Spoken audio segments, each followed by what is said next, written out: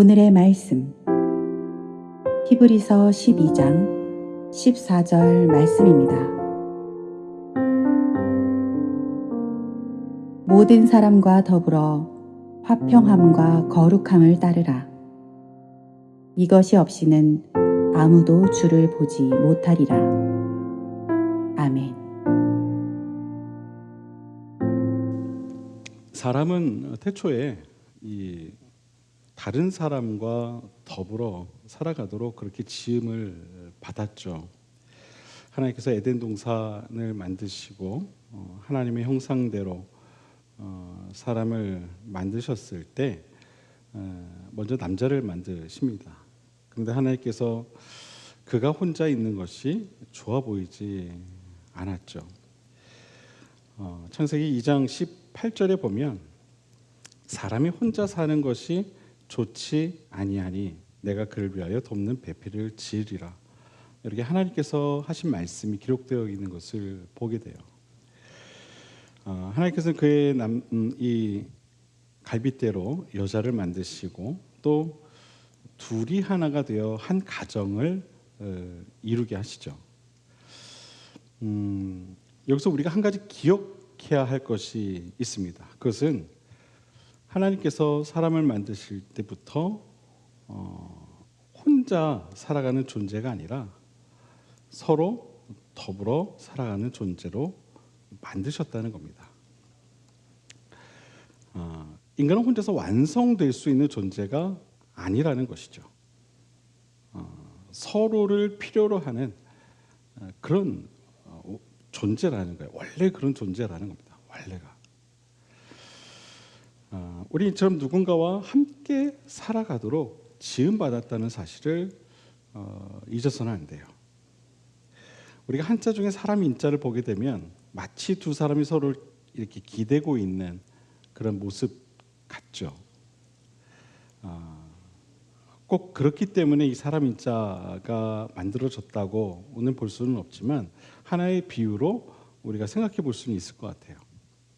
서로가 기대고 서로를 의지하고 서로를 세워주는 존재가 인간이라고 우리가 생각할 수 있는 것이죠. 그렇기 때문에 우리에게 있어서 이 서로라는 존재가 얼마나 소중한지 모릅니다. 그러나 우리는 이 서로가 너무 가까이 있기 때문에 때로는 오히려 그 소중함을 잊고 살 때가 많이 있습니다. 특히 부부가 그렇죠. 서로가 함께 늘 있다 보니까 그 서로의 소중함을 잊고 살 때가 많아요. 비단 부부만의 문제가 아니죠. 가족들도 마찬가지예요. 늘 내 곁에 있는 사람이니까 서로를 당연하게 생각할 때가 많이 있습니다. 직장에서도 그렇고요. 또 교회에서도 그렇습니다. 늘 만나는 사람들이니까, 늘 내 곁에 있는 사람들이니까, 늘 보는 사람들이니까 그 소중함을 기억하지 못하고 서로를 가볍게 대할 때가 많이 있습니다. 그러나 여러분, 늘 여러분 곁에 있는 그 사람이 사실은 하나님께서 내게 보내주신 가장 소중한 사람일 수 있다는 사실을 우리는 기억해야 할 줄로 믿습니다. 이 사람이 나에게 있어서 가장 소중한 사람이기 때문에 하나님께서 내 곁에 있게 했다는 거예요. 사랑으로 하나 된 공동체 안에서 만난 모든 인연들이 이처럼 나에게 있어서는 가장 소중한 존재들이라는 사실을 우리는 잊어서는 안 되는 것입니다. 오늘은 이러한 이 관계에 관한 말씀을 함께 좀 나누려고 해요. 관계. 우리가 살아가면서 행복은 어디에서 찾을 수 있을까? 많은 사람들이요, 돈이 있으면 행복할 것이다 라고 생각하며 돈을 찾아다닙니다. 또 좋은 집이 있으면 행복할 것이라고 생각하며 좋은 집을 찾아다니죠. 또 좋은 직장, 좋은 환경이 되면 나는 행복할 것이야 라고 여기며 그러한 것들을 찾아다닙니다. 하지만 우리 주변을 조금만 돌아보면 그렇지 않은 것을 보게 되죠. 돈이 많아도요, 사랑하는 사람들과의 관계가 무너지면 그 사람은 행복할 수가 없습니다. 좋은 집에 살아도요, 매일 싸우잖아요. 그 집은 더 이상 편안한 집이 될 수 없어요. 좋은 직장에 다녀도 사람들과의 관계가 무너지면 출근하는 것이 오히려 지옥일 수 있는 것입니다. 교회가 아무리 크고 화려해도 내 이름을 기억해 주는 사람이 한 사람도 없다면 그 교회 생활은 결코 행복할 수 없는 거예요. 그래서 이런 말이 있습니다. 행복은 소유에 있는 것이 아니라 관계에 있다. 물론 돈도 필요하고 좋은 환경도 있으면 좋습니다. 그러나 그러한 소유가 좋은 관계, 즉 행복한 관계를 대신할 수는 없는 것입니다. 잠언 17장 1절에 보면 이런 말씀이 기록되어 있어요. 마른 떡 한 조각만 있고도 화목하는 것이 제육이 집에 가득하고도 다투는 것보다 나으니라. 아멘. 가끔 저희 집도 제육 볶음을 해 먹는데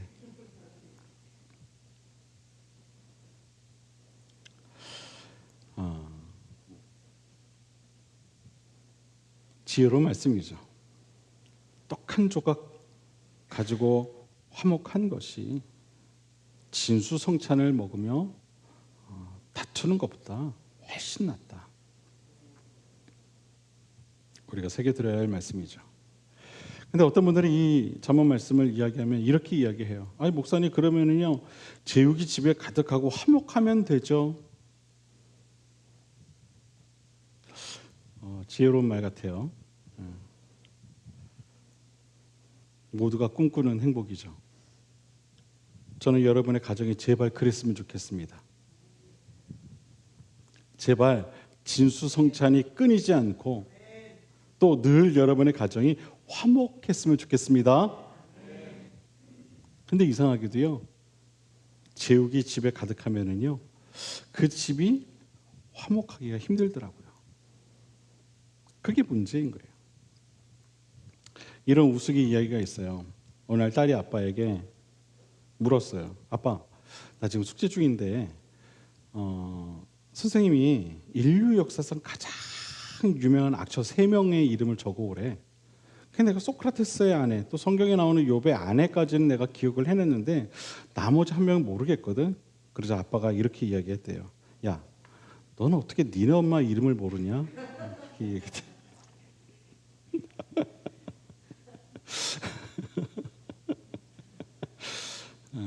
여러분, 행복한 인생을 살고 싶으시죠? 그러면요, 좋은 관계를 만드는데 여러분 노력하셔야 돼요. 그리고 행복한 가정을 만들고 싶으시죠? 그런 가족과 좋은 관계를 만드는데 여러분 노력하셔야 돼요. 제가 계속 노력이란 단어를 씁니다. 여러분 행복한 직장 생활을 하고 싶으시죠?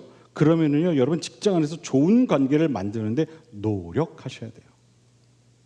행복한 교회 생활을 하고 싶으시죠? 그럼 교회 안에서 또한 여러분 좋은 관계를 위해 노력하셔야 되는 거예요. 오늘 말씀을 통해 하나님께서 우리에게 주신 중요한 교훈이 바로 이겁니다. 우리 모두는요, 더불어 함께 화평하며 살아가도록 부르심을 받았다는 거예요.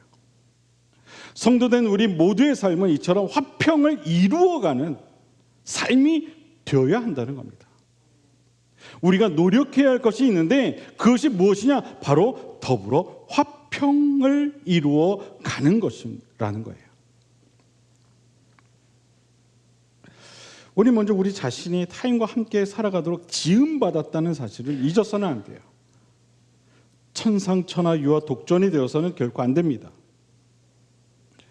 오늘 보면 히브리서 12장 14절은 이렇게 말해요. 모든 사람과 더불어 화평함과 거룩함을 따르라. 이것이 없이는 아무도 주를 보지 못하리라. 여기서 뭐라고 이야기하고 있습니까? 모든 사람과 더불어 화평을 이루라고 이야기를 하고 있어요. 성경은 나와 마음이 맞는 사람하고만 화평하라 그렇게 이야기하잖아요. 내가 좋아하는 사람하고만 잘 지내라 그렇게 이야기하잖아요. 뭐라고 이야기했어요? 모든 사람과 화평하라. 모든 사람. 왜 그럴까? 우리는 혼자 살아가는 존재가 아니기 때문에 그래요. 가정에서도요, 관계가 필요한 거예요. 직장에서도요, 관계가 필요한 겁니다. 교회에서도요, 관계가 필요한 거예요. 세상에서도요, 많은 사람들과의 관계가 필요합니다.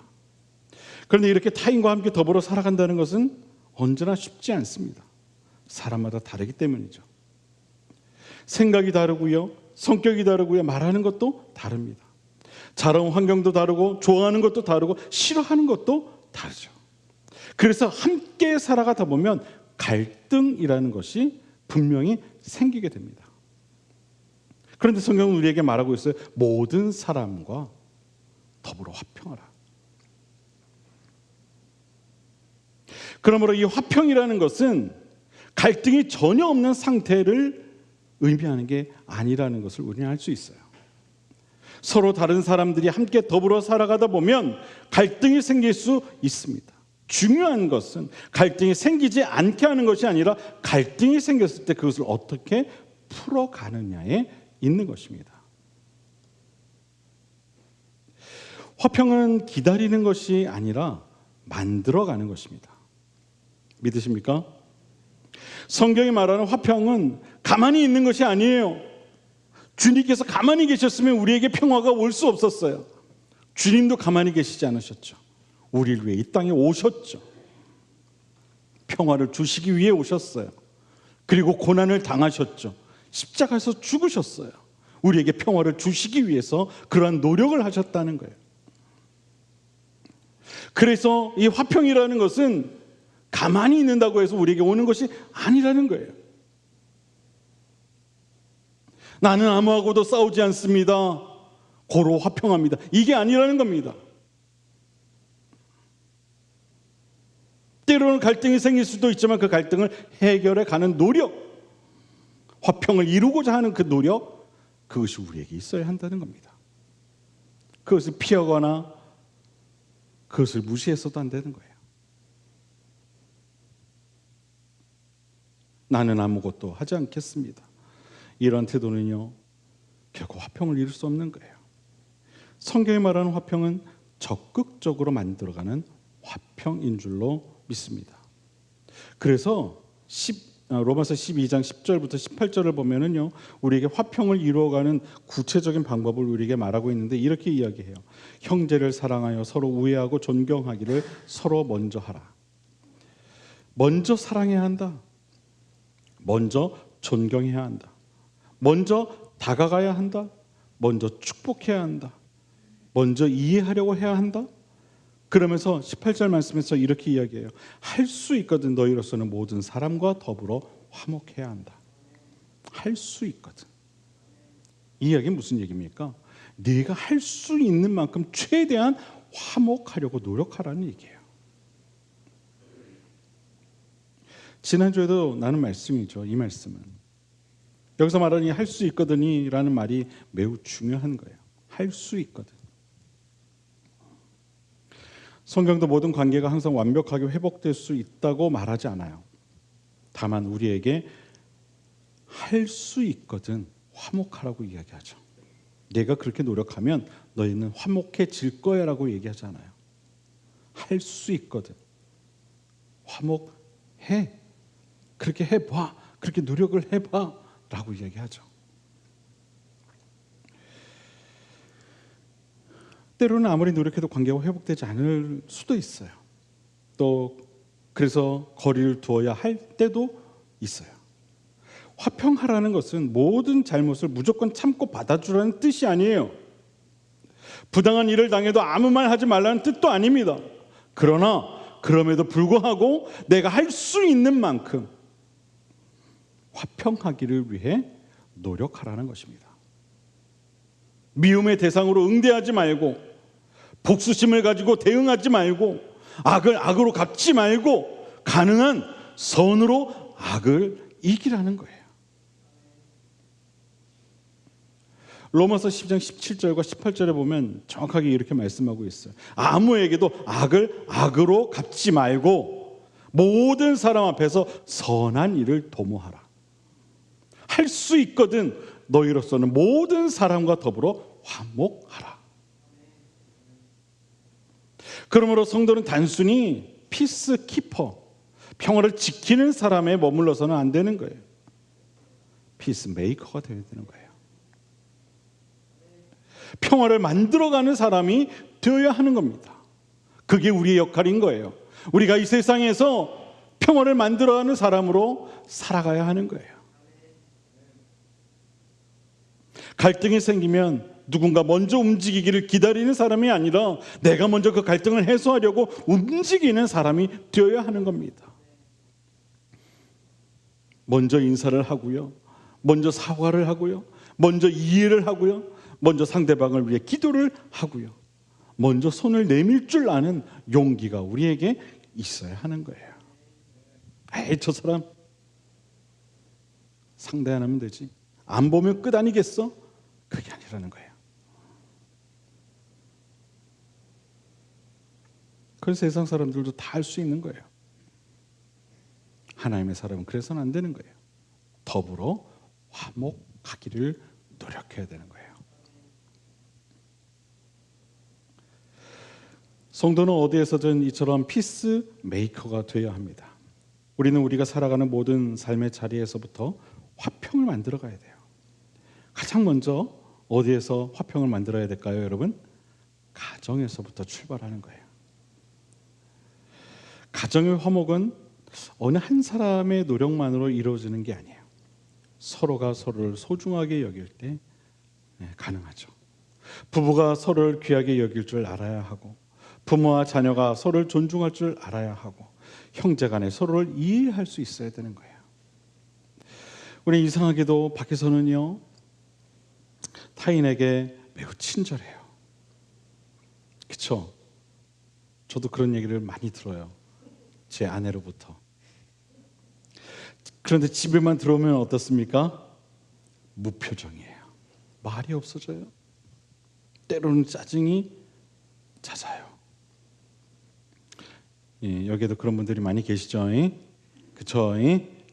아닌 척하고 앉아 계시지만 다들 그러실 거예요. 네. 밖에서는 아유 고마워요. 아유 미안해요.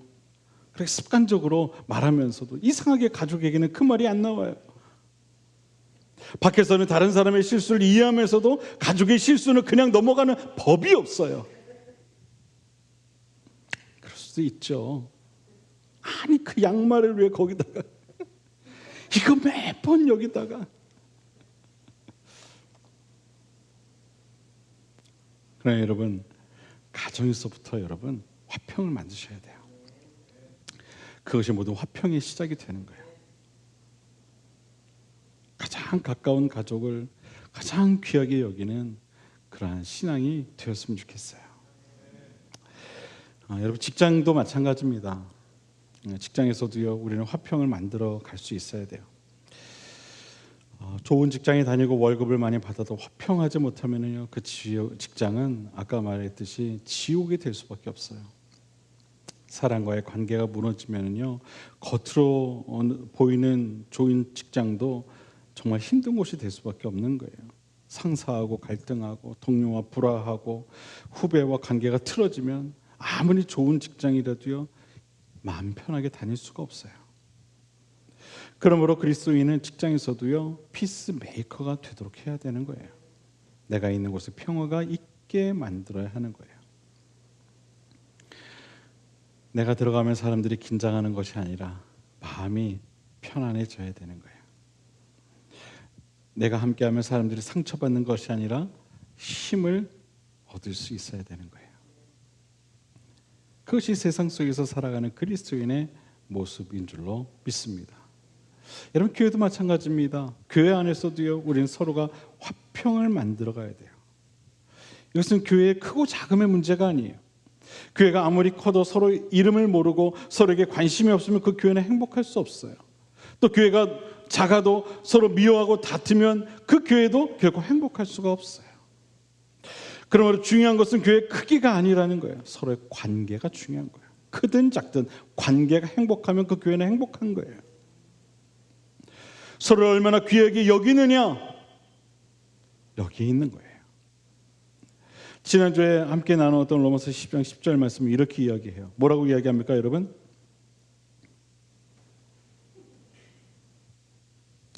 일주일 지났는데 형제를 사랑하여 서로 우애하고 존경하기를 서로 먼저 하라. 서로 먼저 하라. 고맙습니다. 기억을 못 해주셔서. 네. 여러분, 형제를 사랑하여 서로 우애하고 존경하기를 어떻게 하라고요? 서로 먼저 하라. 서로. 네가 나 존경하면 나도 너 존경할게. 이게 아니라는 거예요. 내가 너 먼저 존경할게. 그래서 끝이라는 거예요. 내가 널 존경했으니 너도 날 존경해. 이것도 아니라는 거예요. 그냥 서로 존경하면 되는 거예요. 거기서 뭘 더 바라면 안 되는 거예요. 존경은 그런 거 아닙니까? 우러러보는 것. 상대를 존중하고 인정하는 것. 그 마음을 갖는 것. 그게 존경이에요. 그냥 존경하면 되는 거예요. 내가 존경하니까 너도 존경해? 아니면 네가 날 존경해야 나를 존경해? 이게 아니라는 거예요. 야, 네가 날 존경하지 않는데 내가 널 어떻게 존경하냐? 이런 말은 틀린 말이라는 거예요. 그냥 서로 먼저 하면 되는 거예요. 이게 성경의 가르침이에요. 아시겠죠? 먼저 하라는 말. 이게 중요한 겁니다. 내가 먼저 사랑하고, 내가 먼저 존중하고, 내가 먼저 다가가고, 내가 먼저 형제를 향해 또 자매를 향해 마음을 열어야 한다는 겁니다. 오늘날 우리 사회가 가장 필요로 하는 것이 무엇인지 아십니까? 바로 이 관계 회복이에요. 관계성, 단절된 그 관계. 지난 5월에 보건복지부에서 사회적 고립을 더 이상 개인의 문제로만 보지 않고 정부 차원에서 예방해야 할 문제로 다루겠다고 발표를 했습니다. 고립 위기 가구를 조기에 발견하고 필요한 자원을 연결하는 것을 중요한 과제로 발표했습니다. 이제는 이 국가도 이 사회적 고립이 그냥 놓아둘 만한 상황이 아니라고 판단한 거예요. 여러분, 이런 정책이 왜 나왔겠습니까? 그만큼 사회적으로 고립된 가구, 또 고립된 사람들이 많이 있다는 거예요. 사회적인 문제가 이미 되었다는 거예요. 여러분 휴대폰 다 가지고 계시죠? 휴대폰에 등록된 지인들의 연락처가 여러분 대충 한 몇 개쯤 되십니까? 아마 연세가 있으신 분들은 뭐 한 몇십 개 정도 되겠죠. 그런데 젊은 사람들은요, 수백 개 혹은 1000개가 넘어가는 분들도 있을 거예요. 그런데 여러분 한번 생각해 보세요. 과연 그 중에 연락하고 있는 사람이 몇 명이나 되는지, 그 수백 명 또 혹은 1000명이 넘어가는 그 목록 중에서 과연 내가 지금 연락하고 있는 사람이 몇 명이나 되는지, 영업하시는 분이 아닌 이상 그리 많지 않을 거예요.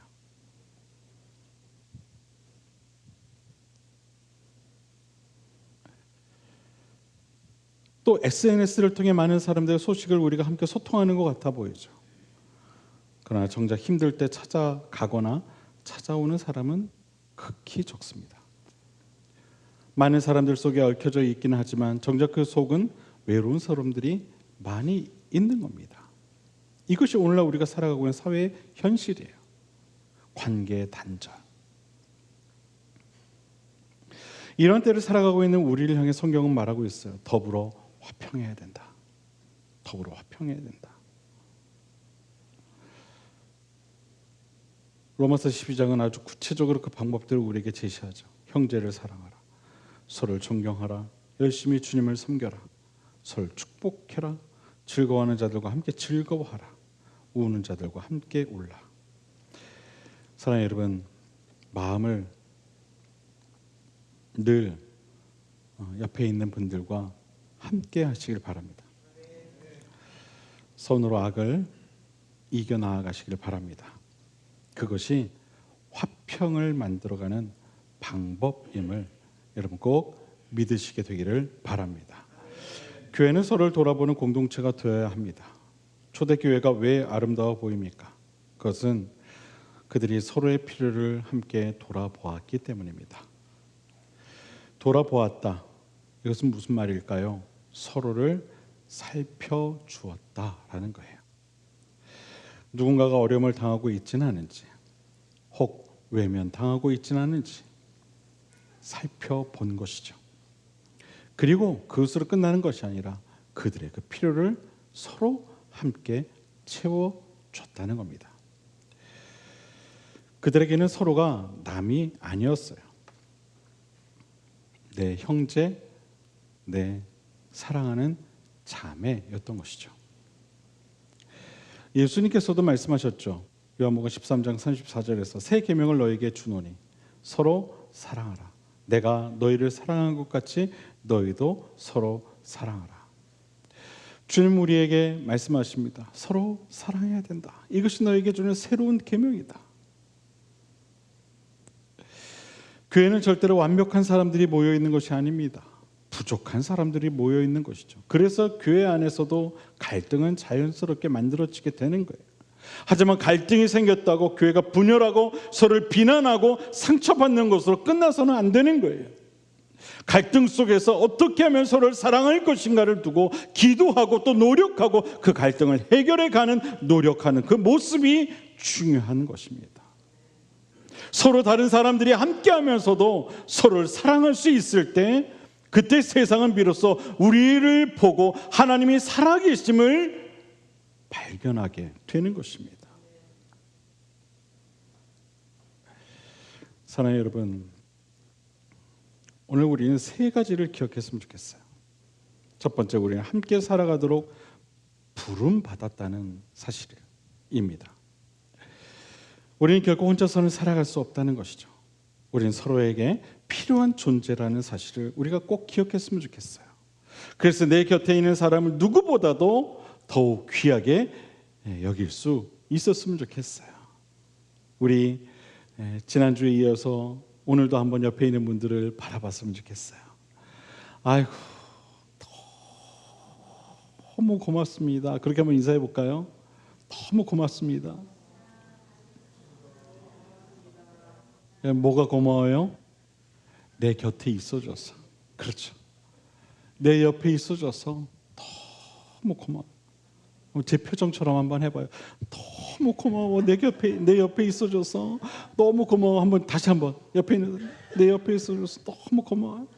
집사님, 권사님, 장로님, 내 옆에 있어줘서 너무 고마워요.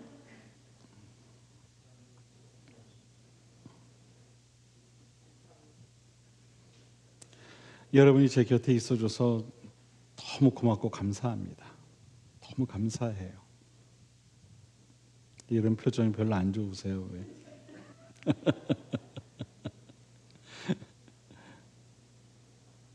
그리고 두 번째는 화평은 기다리는 것이 아니라 만들어가는 것입니다. 이걸 기억해야 돼요. 아, 화평은 그냥 오는 게 아니구나. 내가 어떤 갈등에 빠지더라도 그 갈등을 극복하고 손으로 악을 이기려고 하면 화평이 오는 것이구나. 그렇게 우리가 생각해야 되는 거예요. 상대방이 먼저 다가오기를 기다리지 말라는 거예요. 내가 먼저 사랑하고, 내가 먼저 존중하고, 내가 먼저 인사하고, 먼저 용서하고, 먼저 상대방을 축복하는 마음을 가져야 되는 거예요. 그렇게 하실 거죠? 아멘. 그리고 세 번째, 성도는 어디에서든 피스메이커가 되어야 한다는 사실이에요. 가정에서 화평을 만들고, 직장에서도 화평을 만들고, 교회에서도 화평을 만들고, 세상에서도 화평을 만드는 사람이 되어야 되는 거예요. 예수님께서 마태복음 5장 9절에서 이렇게 말씀하셨어요. 화평하게 하는 자는 복이 있나니 그들이 하나님의 아들이라 일컬음을 받을 것이며. 아멘. 화평케 하는 자, 그에게 복이 있다. 그가 하나님의 아들이라 일컬음을 받게 될 것이다. 주님의 말씀이에요. 성도는 평화를 기다리는 사람이 아니라 만들어가는 사람이라는 사실을 여러분 꼭 기억하실 수 있게 되기를 바랍니다. 사랑하는 여러분, 이번 한 주간 동안 한번 이렇게 살아가시길 바랍니다. 가정에서 화평을 만드는 사람이 되자, 직장에서도 화평을 만드는 사람이 되자, 교회에서도 화평을 만드는 사람이 되자, 세상에서도 화평을 만드는 사람이 되자. 그래서 우리 모두가 이번 한 주간 동안 정말 피스메이커가 되는 그런 한 주가 되실 수 있게 되기를 주님의 이름으로 간절히 부탁을 드립니다. 바라기는 할 수 있는 한, 그러니까 여러분이 할 수 있는 한 모든 사람과 더불어 화평하시기를 바랍니다. 그 화평을 지키시기를 바랍니다. 그리고 더 나아가 그 화평을 만들어 가시길 바랍니다. 우리가 화평을 만드는 성도가 되어서 세상을 이롭게 만들어 갈 수 있게 되기를 주님의 이름으로 간절히 축원을 드립니다. 우리 마지막으로 옆에 있는 분들과 이렇게 인사하겠습니다. 화평을 만드는 사람이 됩시다. 기도하겠습니다.